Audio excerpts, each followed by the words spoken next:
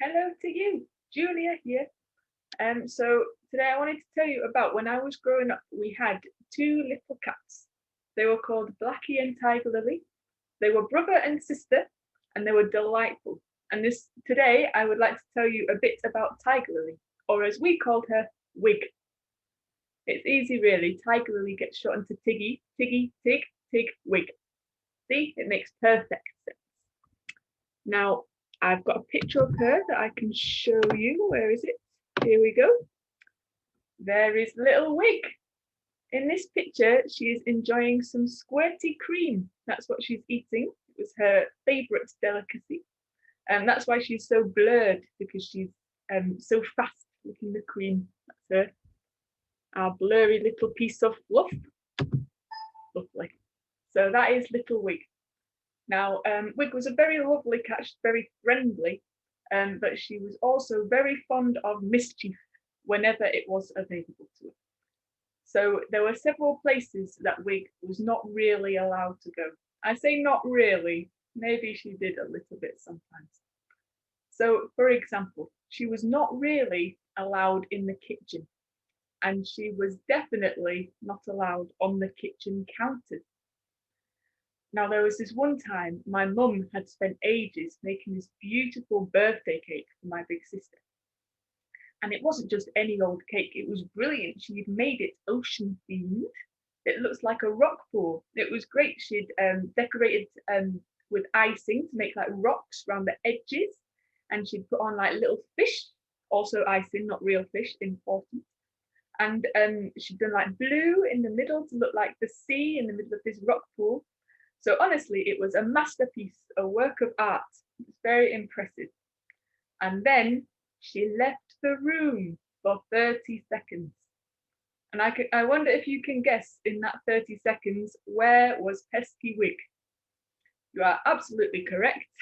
She was in the kitchen on the counter with the cake.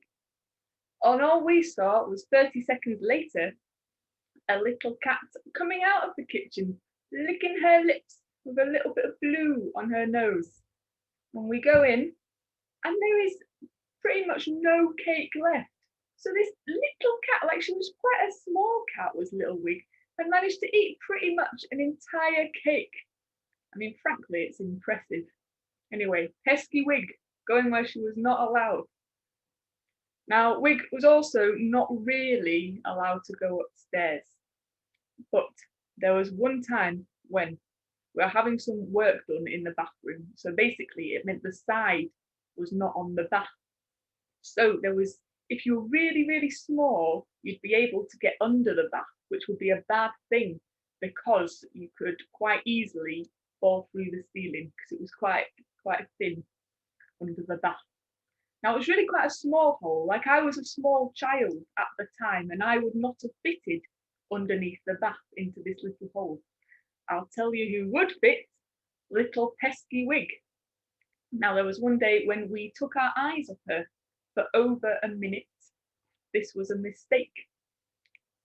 Now my big sister at the time happened to be in the kitchen, which is directly underneath the bathroom. This is the sister whose birthday cake was eaten by said Wig. And she just heard this kind of scrabbling noise above her. And she thought, ooh, that's strange. And as the scrabbling turned into scratching, she looked up to see what this odd noise could be. And she saw some tiny cracks appearing in the ceiling. And then through these cracks emerged the end of a small furry paw, which turned into a stripy leg. And my sister realised that pesky Wig had somehow managed to get upstairs into the bathroom under the bath and was currently starting to fall through the ceiling. So she quickly went upstairs and managed to save this pesky cat from under the bath before she fell through completely and fell into the kitchen sink or anything like that, which I don't think she would have enjoyed. So pesky Wig, again, going where she was not allowed to be. But to be fair, it is annoying when there are places where you're not allowed to go. I don't know if you've got a brother or sister who never lets you in your bedroom, in their bedroom, no matter how much you ask. So yeah, it's annoying when there's places that you are not allowed to be. Now, I wanted to tell you a bit today about what the temple was like in Jesus' time. So the temple was a grand building that was built to be the house of God. It was built to be where people went to go and worship God. So it was a very special building. They made it look really good. So they decorated it with like silver and gold. It was very ornate and beautiful and well crafted. But inside the temple was the most special bit of all, because there was a little bit inside that was behind a thick, velvety purple curtain. And if you went behind this thick, velvety purple curtain, that is where you would find the presence of God. So that is where you could go to be with God, to know that He was there and to be able to talk to Him. So it was a really important place inside the temple. And it was so important that not everyone was allowed to go in. That's how special it was. There was only actually one person who was allowed to go in, and that was the most important high up priest. So if you were a priest, you wouldn't even be allowed to go in unless you were the most high up important one. And it was so special that when this most important high up priest went behind the curtain, he had to have a bit of rope tied around his waist with the end hanging out. And that was because if something happened, he died behind this curtain, no one else would be allowed to go in, to go and get him. So he had to have a rope tied around him. So they took it very seriously. It was an incredibly important place. So it is coming up to Easter. And Easter is the time when we think about Jesus dying on the cross. Now, this is an incredibly sad thing, because if you look at the life of Jesus told in the Bible, you can see that he spent his life going around telling people stories, teaching people that God loved them and how to be kind to each other. And so how did it end up that he had to die on a cross? A big part of it was the religious leaders of the time, the people in charge of the temple. They really liked being in charge, and they really liked setting the rules and telling people what they had to do. Even if these rules that they were setting weren't actually the most helpful thing for the people, they just liked people to follow whatever they said. But then Jesus came along and he said, oh, actually, you don't have to do it like that. And the religious leaders didn't like that, did they? Because they wanted people just to do whatever they said. And so even though Jesus was saying things like God loves you and be kind to each other, they didn't like it because they wanted people to do things their way and only their way. And so they found a way for Jesus to be arrested, and he was sentenced to death on the cross. So did Jesus deserve to be there?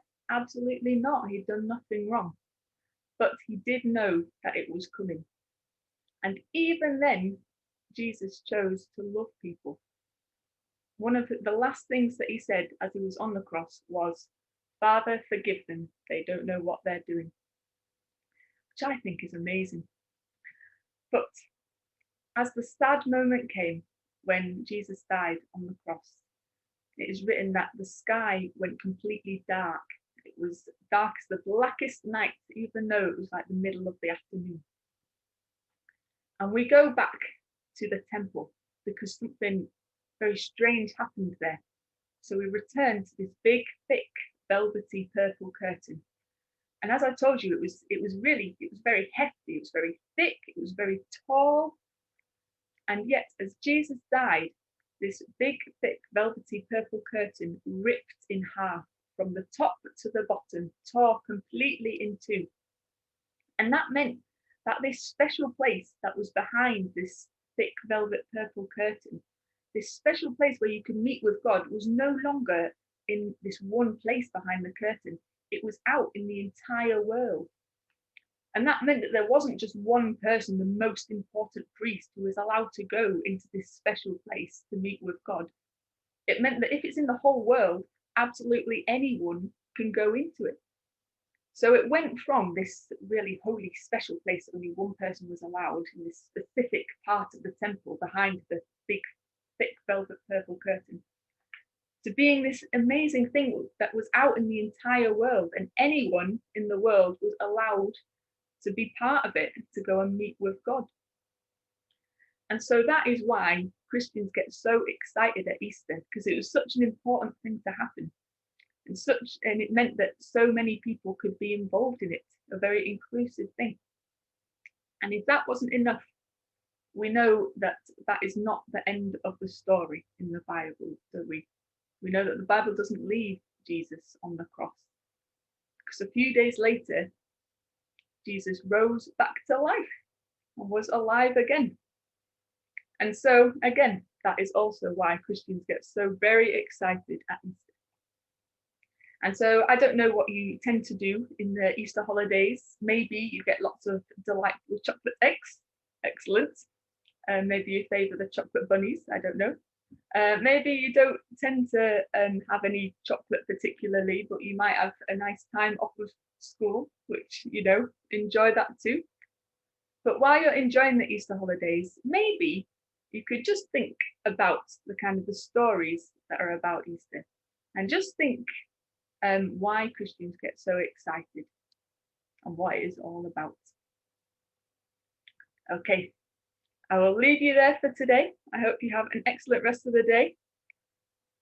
Yeah, see you later.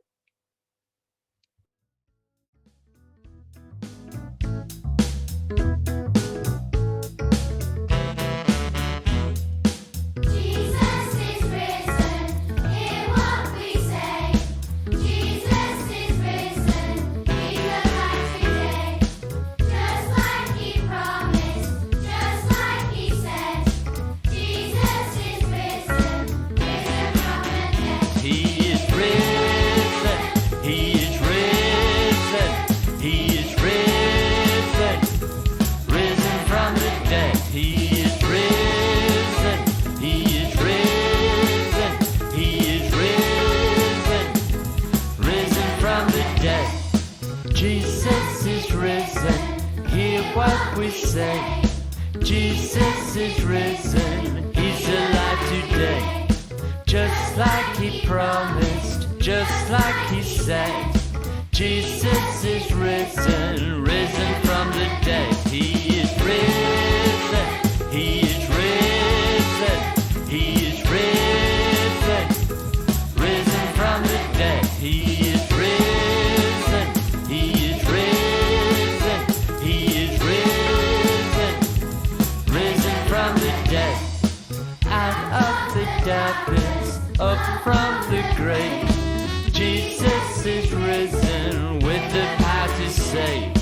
Death has been broken, victory won. Jesus is risen, God's eternal Son. He is risen, he is risen, he is risen, risen from the dead. He is risen, he is risen, he is risen, risen from the dead.